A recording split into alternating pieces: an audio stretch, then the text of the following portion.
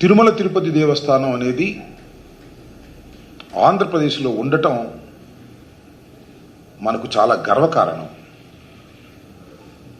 ప్రపంచంలోనే అత్యధికంగా భక్తులు ఉన్నటువంటి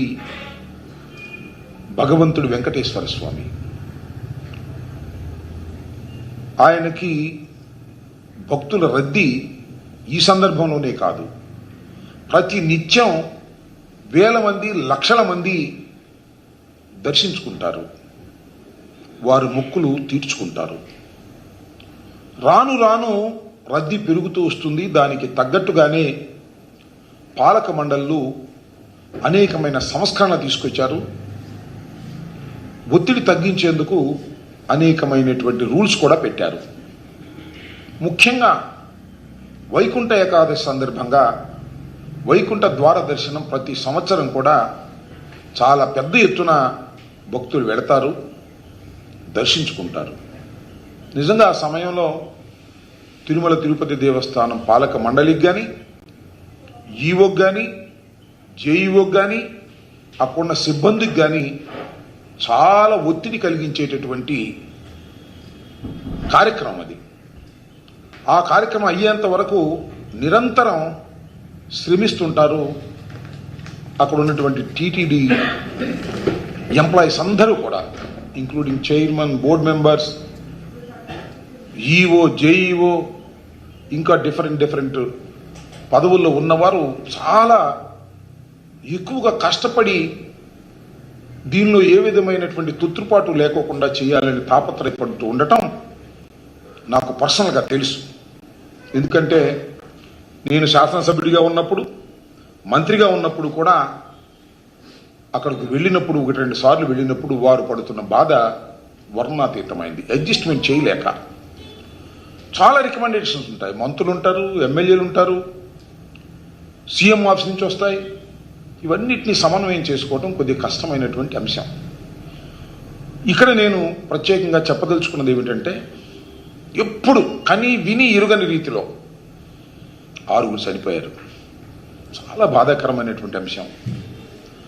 వైకుంఠ ఏకాదశి సందర్భంగా వచ్చి దైవాన్ని సందర్శించుకోవాలి, మొక్కు తీర్చుకోవాలని వెయ్య ప్రయాసాలకు వచ్చి వచ్చినటువంటి 6 ప్రాణాలు గాల్లో కలిసిపోయాయి, తిరిగి రావు.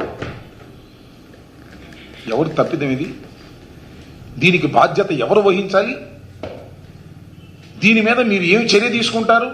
ఇవి మన ముందున్న ప్రశ్నలు. నేను చాలా స్పష్టంగా చెప్పదలుచుకున్నాను. ఎప్పుడూ జరగనటువంటి విధంగా ఇప్పుడు జరగడానికి ప్రధానమైనటువంటి కారణం ఒక్కటి నేను చెప్పదలుచుకున్నాను. అదేమిటంటే,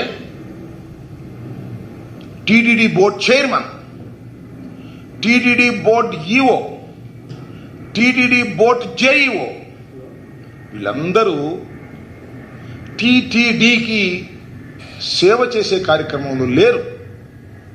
వాళ్ళు టీడీపీకి సేవ చేసే కార్యక్రమంలో ఉన్నారు.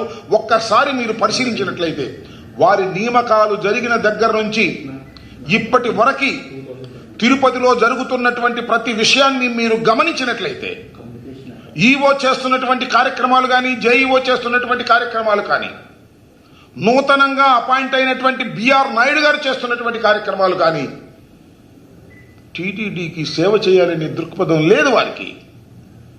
టీడీపీకి సేవ చేయాలనే దృక్పథంతోనే ప్రతి అడుగు వేశారు. అందువల్లనే ఈ ప్రమాదం జరగటానికి ఒకానొక ప్రధానమైన కారణమని నేను ఈ సందర్భంగా చెప్పదలుచుకున్నాను. మీరు అనుకోవచ్చు, చాలా మంది భక్తులు ఏదో సందు దొరికింది కదా అని రాజకీయంగా విమర్శిస్తున్నాడు వైసీపీ కాంగ్రెస్ నాయకుడిని. మీరు దయచేసి అనుకోవద్దని మనం చేస్తున్నాం. పరిశీలించండి ఒక్కసారి. ఏంటండి, వాళ్ళు వచ్చిన దగ్గర నుంచి వివాదాలు తప్ప ఏమైనా ఉన్నాయా? కొండ మీద అన్ని వివాదాలే. ఈ వివాదాలు దేనికి? వైఎస్ఆర్ కాంగ్రెస్ పార్టీ నాయకుల్ని తొక్కటానికి వివాదాలు, వారి మీద కేసులు పెట్టడానికి వివాదాలు. వివాదాలు సృష్టించిన ఎవరు? చంద్రబాబు నాయుడు గారి ఆదేశం మేరకు వాళ్ళందరూ సృష్టిస్తారు. ఏమన్నా తెలియగొడతానండి, ఈఓ జేఈఓ జగన్మోహన్ రెడ్డి గారు కొండ మీదకు వస్తాడు దర్శనానికి అంటే పెద్ద పెద్ద బోర్డులు కట్టేశారండి. పెద్ద పెద్ద బోర్డులు కట్టారు పో, నాకేం అభ్యంతరం లేదు.